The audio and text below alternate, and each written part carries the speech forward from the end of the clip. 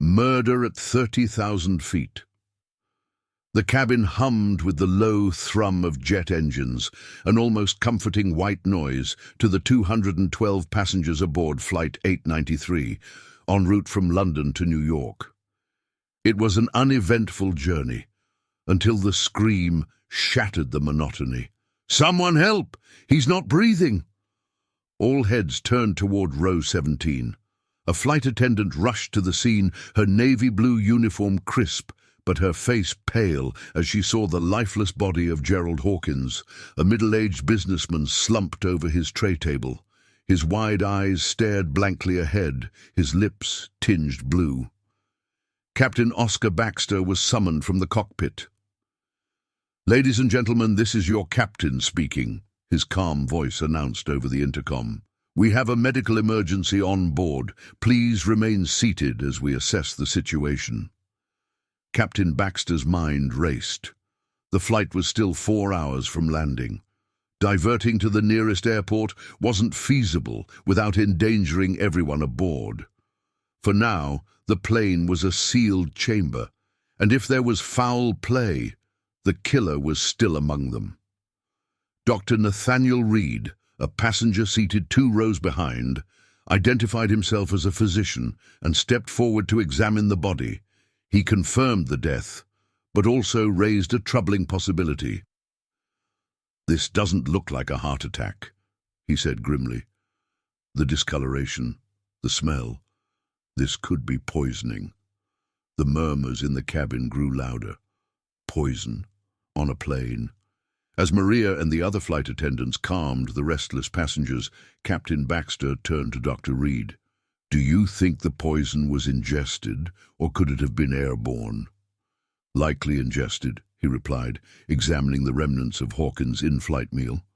A half-eaten sandwich and a cup of coffee sat on the tray. "We'll need to question the passengers around him." Seated beside Hawkins was Claire Bennett, a nervous young woman who clutched her purse tightly. Across the aisle sat Victor Ruiz, a burly man with a stern expression, and Sophia Monroe, a glamorous socialite who seemed more annoyed than frightened. "Did any of you notice anything unusual?" Captain Baxter asked. Claire's voice quivered. "He seemed fine when the meal was served. He even offered me his peanuts because I didn't get any with my tray, but then he just collapsed." Victor shrugged. "I don't know the guy. I had my headphones on." Sophia rolled her eyes. "Honestly, I didn't pay attention. People die every day. Can't we just move the body and get on with it?" Dr. Reed's brow furrowed as he inspected the coffee cup. "This has an almond scent. Bitter almonds, cyanide, quick acting, especially in a confined space." Maria gasped. "But who could—" "We'll find out," Captain Baxter interrupted. "Dr. Reed, keep the cup as evidence. Maria, search Hawkins' belongings. Look for anything that might hint at why someone would want him dead." As the search commenced, tension crackled through the cabin like static electricity. Maria returned with Hawkins' briefcase. Inside was a laptop and a folder labeled "Confidential." Captain Baxter scanned the documents, her eyes widening.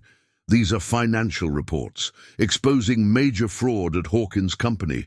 If this got out, it would ruin careers, maybe even send someone to prison." "So he was silenced," Dr. Reed said grimly. The suspects' profiles began to take shape. Claire, the nervous passenger, was an employee at Hawkins' firm. Could she have feared exposure? Victor, the burly man, had no visible connection to Hawkins, but carried an air of secrecy. Was he hired for the job? Sophia, the dismissive socialite, was Hawkins' ex-wife. Her alimony payments had just been slashed. A motive for revenge. Captain Baxter made his decision. "We'll question them individually."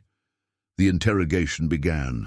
Claire stammered through her answers, insisting she had nothing to do with Hawkins' death. Victor remained tight-lipped, his answers curt. Sophia, however, seemed oddly indifferent. "You're wasting your time," Sophia said, inspecting her manicured nails. "Why would I poison Gerald on a plane? Everyone knows it's the ex-wife they'd suspect first." Suddenly, Maria burst into the galley, holding a small vial. "This was in the trash near row 17. It smells like almonds." Captain Baxter turned to the suspects. Who had access to the galley? The answer came from an unexpected source. A child, no older than 8, pointed at Victor. "He went back there. I saw him." Cornered, Victor's composure cracked. "Fine, I did it.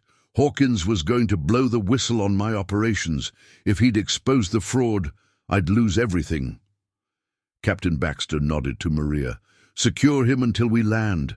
The authorities will take it from here." As the cabin settled, Captain Baxter returned to the cockpit, his mind reeling from the events. At 30,000 feet, justice had prevailed. But it was a stark reminder. Even in the most controlled environments, danger could strike from within.